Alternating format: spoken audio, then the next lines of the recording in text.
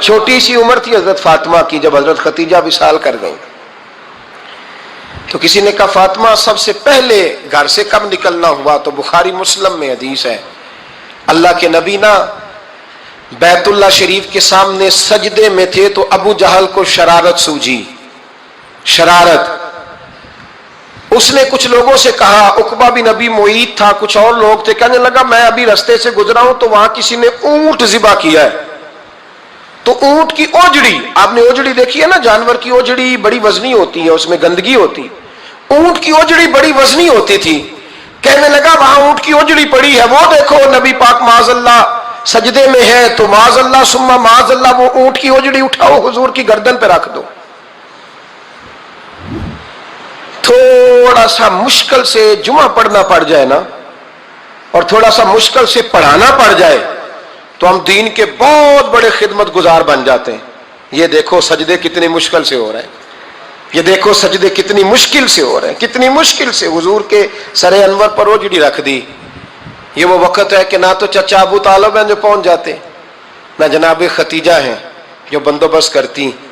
تو کسی نے نا جناب خدیجہ کے دروازے کے سامنے منہ کر کے کہا کہ محبوب کے گھر والوں حضور کے سر اقدس پر اوجڑی رکھ دی ہے کسی نے، اور حضور سر اقدس اٹھاتے ہیں تو تکلیف محسوس کرتے ہیں. جناب فاطمہ کہتی پہلا دیہڑا تھا جب میں چہرے پہ کپڑا ڈال کے نا تو اپنے بابا کے لیے نکلی.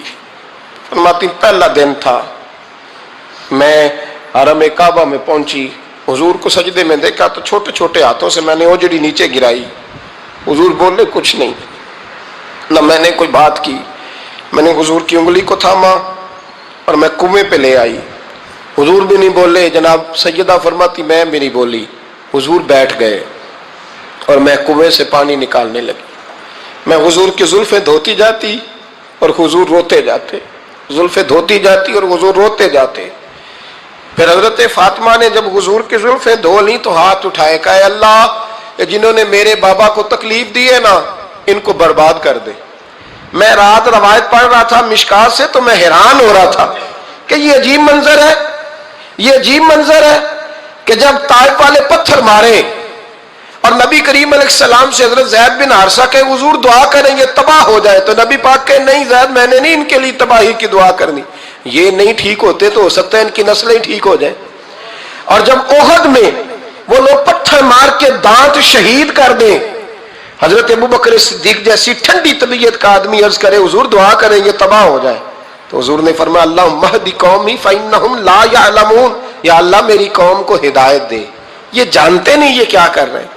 حضور نے کبھی بھی کسی کے لیے دعائے ضرر نہ فرمائی. لیکن آج یہ عجیب منظر ہے، شاید یہ واحد وہ وقت ہے کہ جناب فاطمہ الزہرا نے جب کہا نا کہ اے اللہ انہیں برباد کر دے انہوں نے آج میرے والد کو تکلیف دی ہے، حضرت فاطمہ کی دعا سن کے تو حضور نے بھی ہاتھ اٹھائے، کہا اے اللہ جیسے میری بیٹی کہتی ہے نا ویسے ہی کر دے، اللہ کر دے انہیں برباد. فاطمہ جیسے کہتی ہے ویسے، اللہ کرے آپ کو سمجھ آئے میری بات کی کہ وہاں جہاں شدید تکلیف دی گئی وہاں حضور نے کسی کے لیے ایسی دعا، اور یہاں فرمایا اللہ جیسے فاطمہ کہتی ہے ویسے. اللہ اکبر. حضرت عبداللہ ابن مسعود کہتے ہیں کہ وہ دعا بھی میں نے سنی اور پھر میں نے ان سب لوگوں کو جن کے لیے جناب سیدہ نے دعا کی تھی ان سب کو پھر میں نے بدر میں کٹتے ہوئے بھی دیکھا، میں نے ان کی لاشوں پر گھوڑے چلتے ہوئے بھی دیکھے، پھر میں نے دیکھا کہ صحابہ انہیں گھسیٹ کر کنووں میں ڈال رہے تھے. میں غور سے دیکھ رہا تھا اور ان کے چہرے پہچان رہا تھا. تو مجھ سے کسی نے کہا عبداللہ تم کیا غور کر رہے ہو؟ تو میں نے کہا میں غور کر رہا ہوں یہ وہی ہے سارے جن کے لیے سیدہ فاطمہ نے دعا کی تھی کہ یہ برباد ہو جائے، یہ وہی ہے میرے رسول کریم علیہ السلام کی ہر تکلیف کو جناب فاطمہ نے اپنی تکلیف سمجھا، ہر تکلیف کو. جب انسان کے دائیں بائیں کچھ لوگ ہوتے ہیں نا اس کے دکھ بھی سمجھنے والے، سکھ سمجھنے والے لوگوں کی تعداد لمبی چوڑی ہوتی ہے. ہمارے زمانے میں ہمارے ہر آدمی کے ساتھ ذاتی مطالبات ہیں، ذاتی. تو جب تک وہ میرا مطالبہ پورا کرتا رہتا ہے میرا اس سے پیار رہتا ہے، اور جب وہ میری خواہشات پوری کرنی چھوڑ دیتا ہے پھر میرا اس سے کوئی رشتہ نہیں رہتا.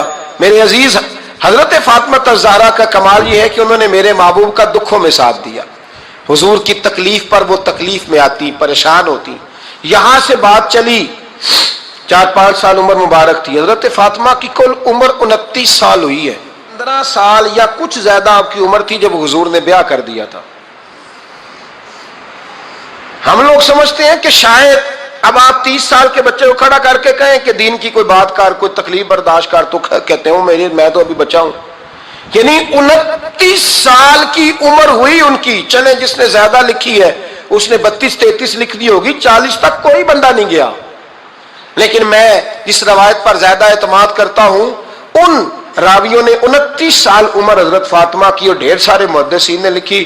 یارو حیرانگی کی بات ہے نا, اس 29 سال کی عمر میں انہوں نے حضور کا بھی کھول کے ساتھ دیا, مولا علی کا گھر بھی پورا آباد کیا, اپنے شہزادوں کی تربیت کر کے میدان کربلا بھی سارا سجا دیا, دنیا کا انقلاب برپا کر دیا. 29 سال کی عمر میں کام کرنا ہو تو سال تھوڑے بھی بڑے ہوتے, اور نہ کرنا ہو تو پھر تو 80 سال کے بچے بھی میں نے دیکھے ہیں. بزرگ مجھ سے ناراض نہ ہو جائیں, اللہ مجھے بے ادبی سے بچائے, میں صحیح کہہ رہا ہوں. میں نے 80 سال کے بچے بھی, آپ نے بڑے تب ہونا ہے جب آپ نے نفسیاتی طور پہ بڑے ہونا ہے, لیکن آپ کی عمر ہو گئی ہو 70 سال, لیکن تصویروں کی خواہش ابھی بھی نہ جاتی ہو.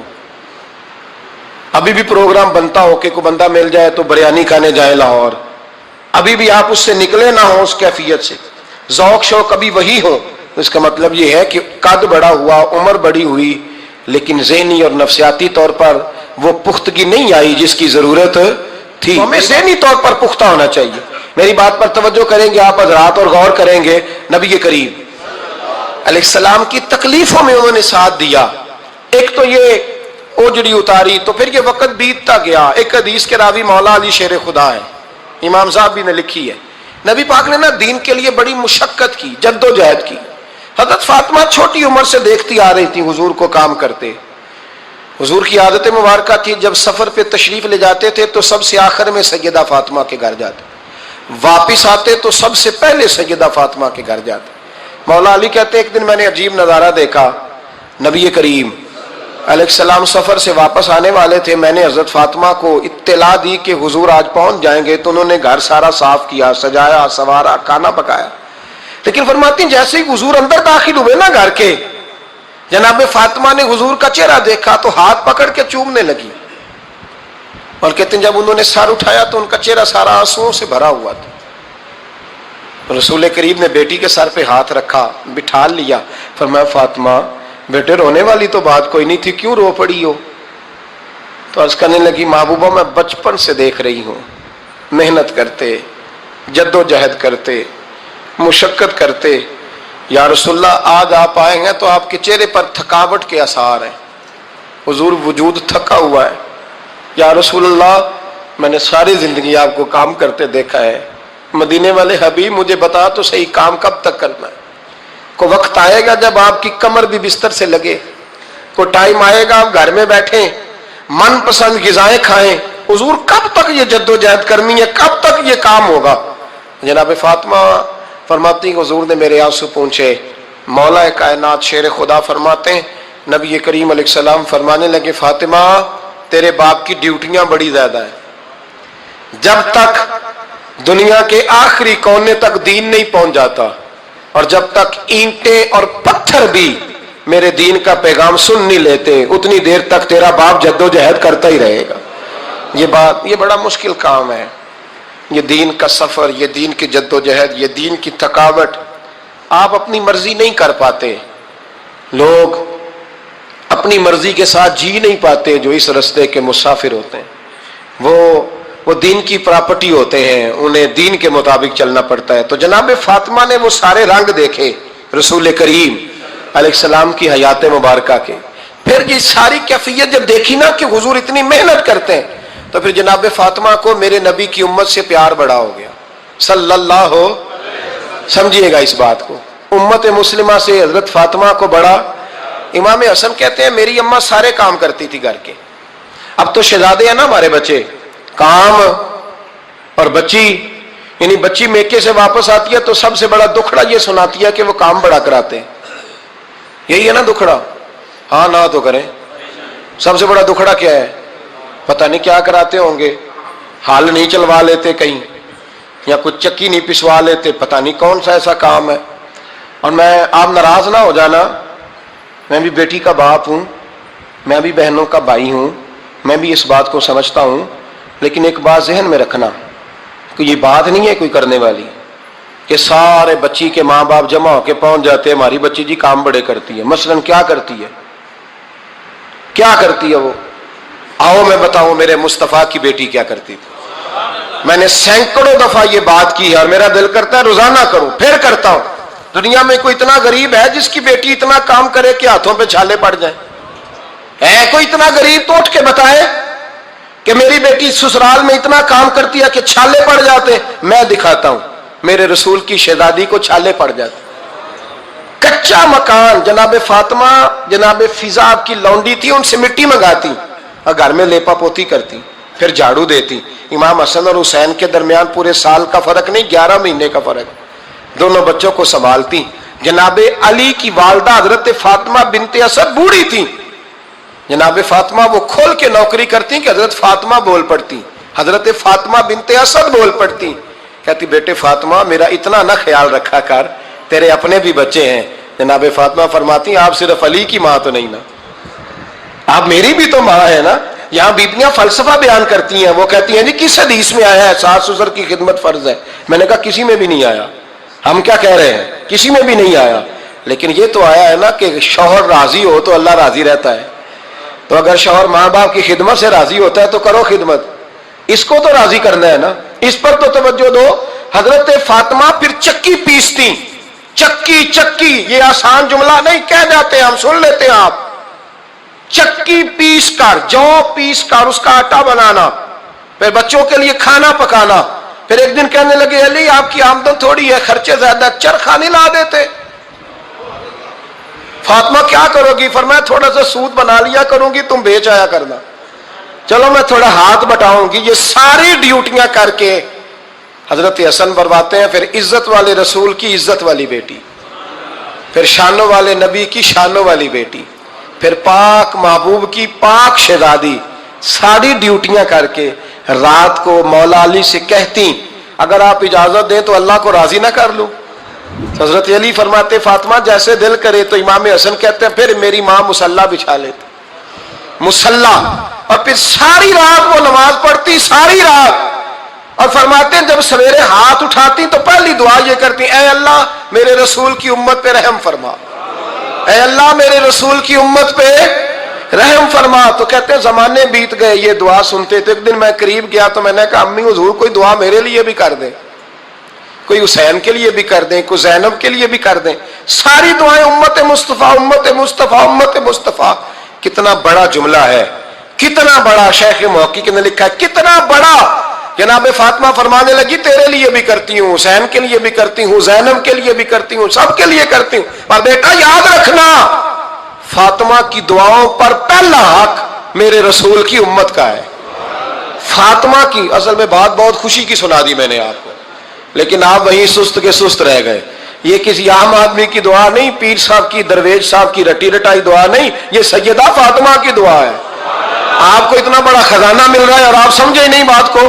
حضرت فاطمہ فرمانے لگی میری دعاؤں پر سب سے زیادہ حق میرے رسول کی امت کا ہے، تو میں یہ حق ہمیشہ ادا کرتی رہوں گی، میں انہیں دعائیں ہمیشہ دیتی رہوں گی۔ حضرت فاطمہ بڑا پیار کرتی ہیں۔ امام حسن کہتے ہیں کہ ایک پورا دن گزر گیا، کھانے کو کچھ نہ ملا، اگلی شام آ گئی تو چند روٹیاں کھانے میں ملی، جو لائے حضرت علی، جناب فاطمہ نے پیس کے روٹی پکائی، فرماتی ہیں سب کو کھانا کھلا دیا تو اپنی روٹی آپ نے رکھ لی۔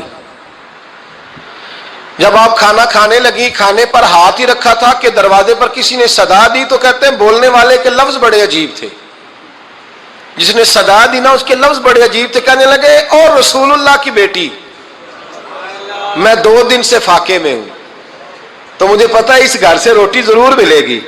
جناب فاطمہ نے نہ کھانا اٹھایا، امام حسن کو کہنے لگی بیٹے دے آ۔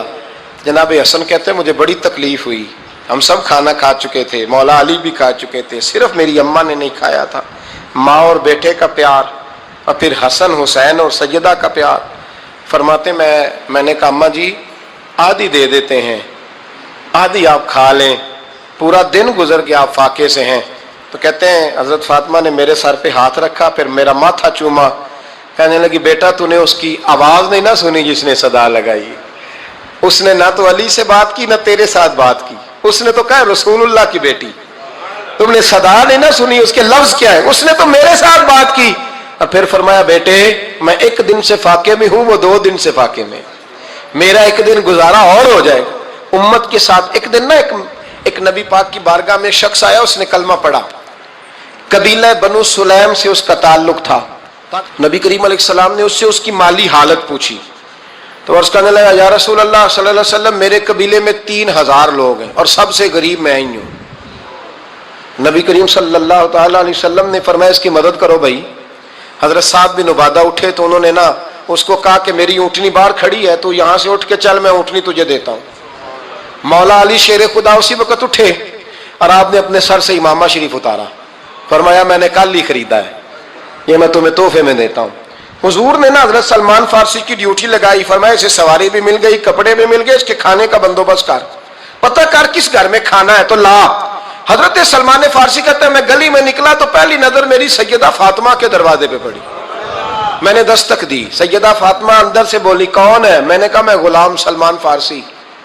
جناب فاطمہ الزہرا سے میں نے عرض کی ایک بندہ آیا ہے، کلمہ پڑھا ہے، اور وہ کہتا ہے 3000 آدمی میرے قبیلے میں ہے اور سب سے غریب میں ہوں۔ تو اماں جی اس کو مولا علی نے امامہ دے دیا ہے اور حضرت سعد بن عبادہ رضی اللہ تعالیٰ عنہ نے اونٹنی دے دی ہے۔ اب وہ حضرت فاطمہ فرما سکتی تھی کہ جب شیر خدا نے دے دیا ہے تو ہمارا تو حصہ پڑ گیا، تو فرمانے لگی بھائی میرے ساتھ کیا مطالبہ ہے بتاؤ جلدی کرو۔ کہا کھانا نہیں کھایا اس نے، تو آپ فرمانے لگی کھانا دیتے ہیں۔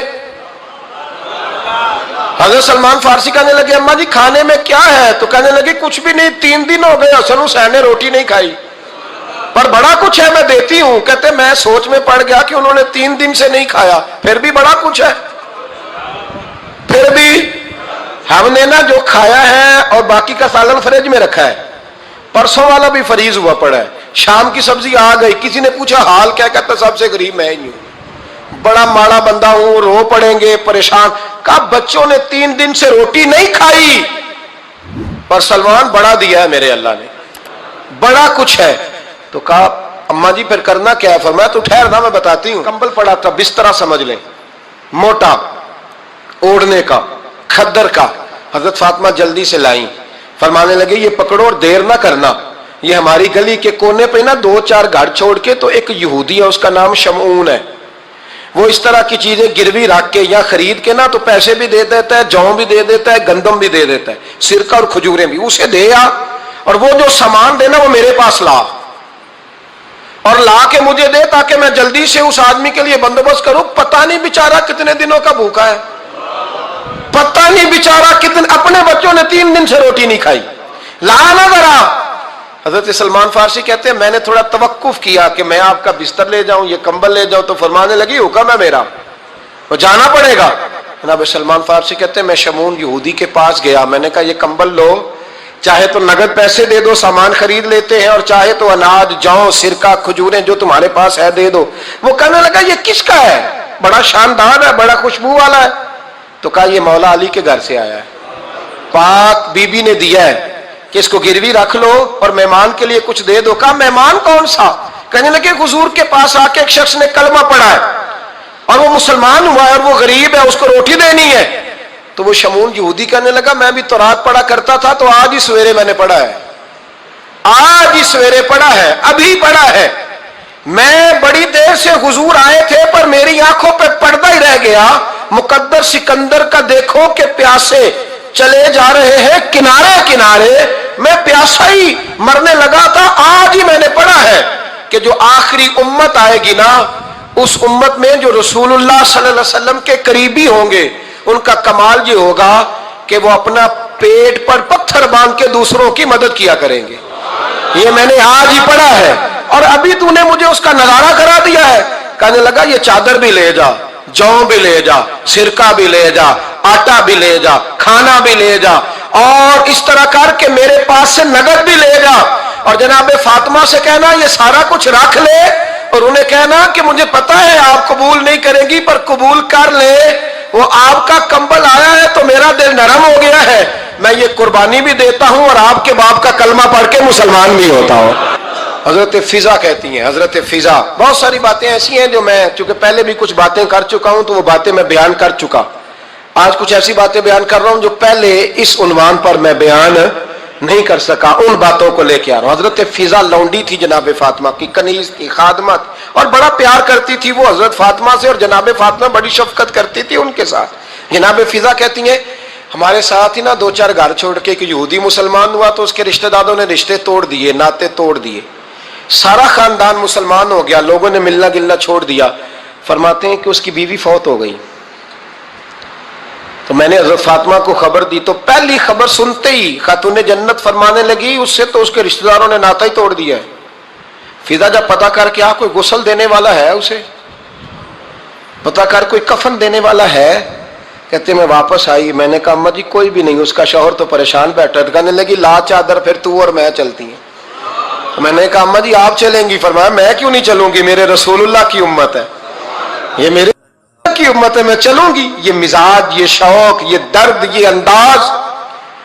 ایک بی بی آئی مسئلہ پوچھنے، اس نے کہا اماں جی 40 اونٹ ہے تو اللہ کے رستے میں کتنے دوں؟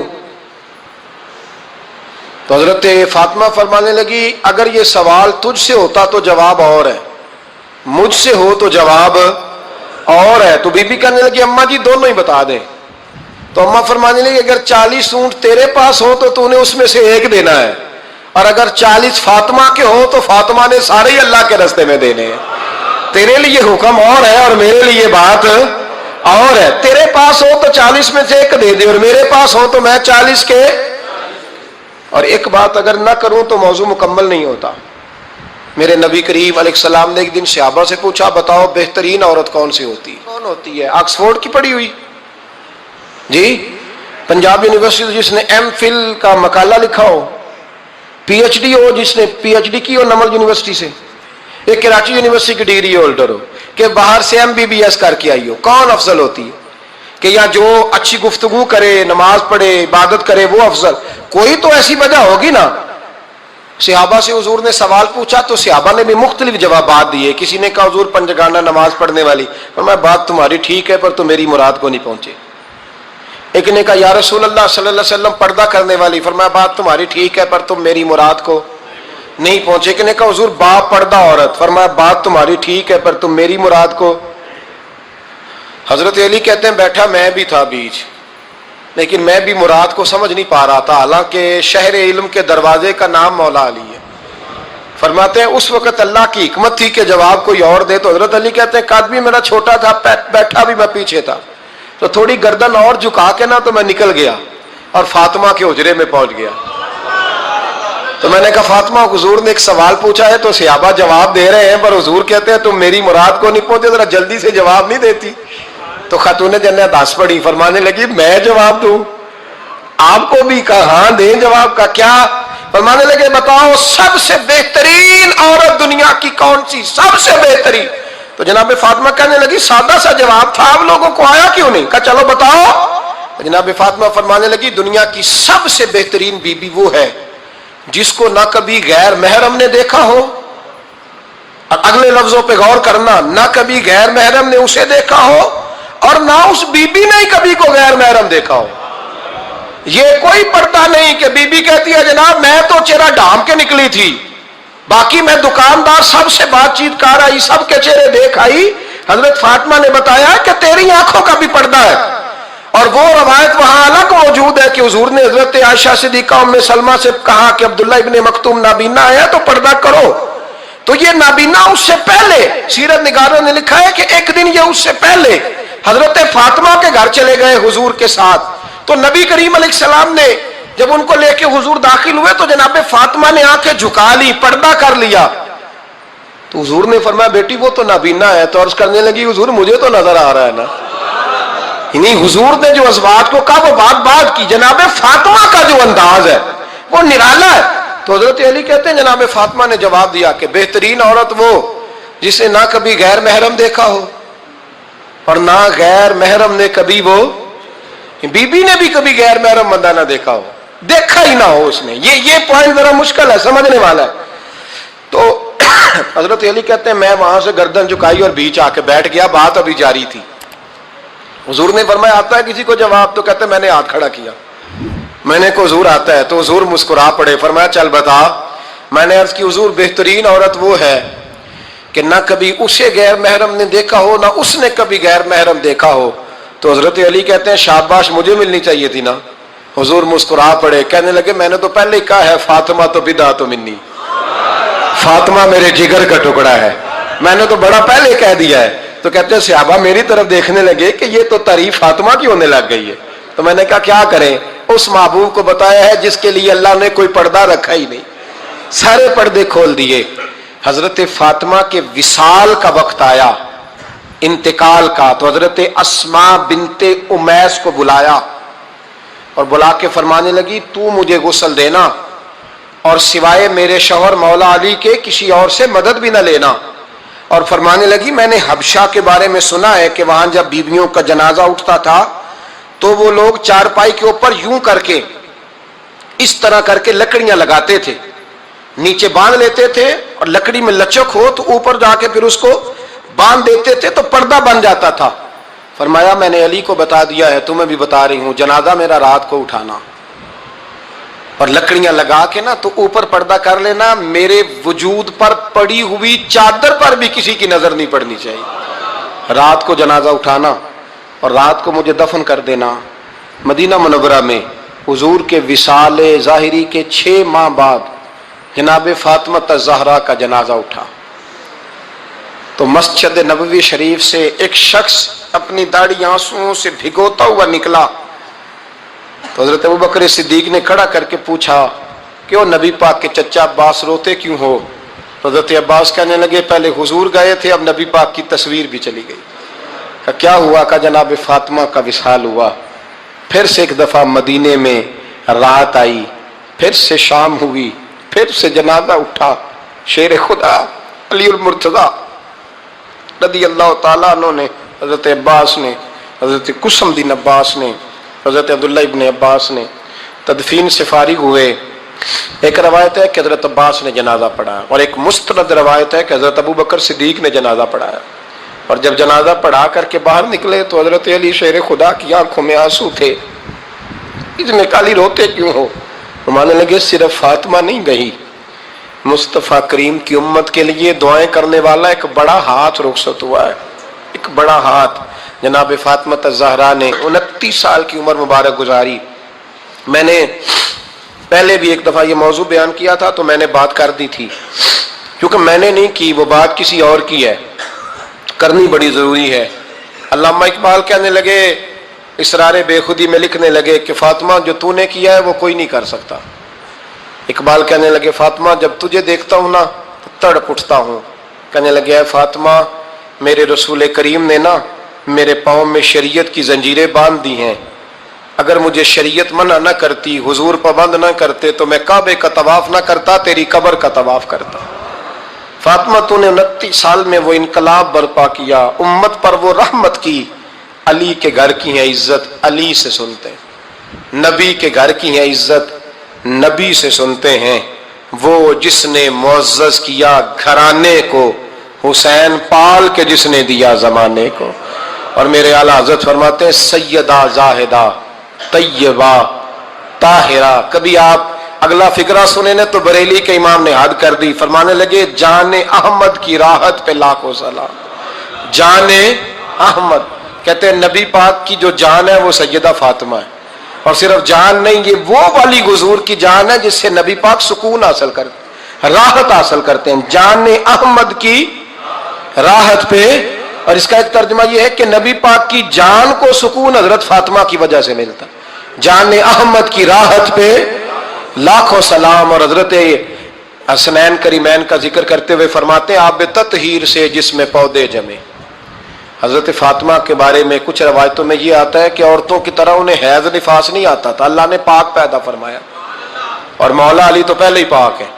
تو فرماتے ہیں یہ جو بچے ہوئے نا یہ آب تطہیر سے جس میں پودے جمے، یہ بریلی کے امام کی محبت ہے سیدہ فاطمہ سے اور حسنین کریمین سے۔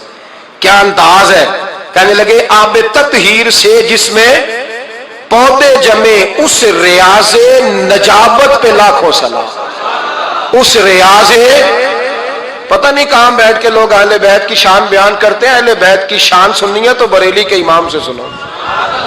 उस रियाज़े नजाबत पे कहते हैं हजरत फातिमा सिर्फ पाक नहीं, पाकीज़गी का पूरा बाग है, पूरा, यानी उनकी छांव भी पाक है, उनका साया भी, उनका फल भी, उनकी टहनियां भी, बोले तो सही यार, उनकी टहनियां भी, उनकी जमीन भी। उस रियाज़े नजाबत पे लाखों सलाम, उस रियाज़े नजाबत पे लाखों सलाम। सैयदा जाहिदा तैयबा ताहिरा जाने अहमद की राहत पे। ऐ अल्लाह, रमजान का जुमा है, बड़े सारे लोग मौजूद हैं, हम तेरी बारगाह में इल्तजा करते हैं। ऐ अर्शो फर्श के मालिक, पाक रसूल की पाक बेटी का सदका उम्मत की हर बेटी पे रहम फरमा। आखिर दावा यानिल हम्द।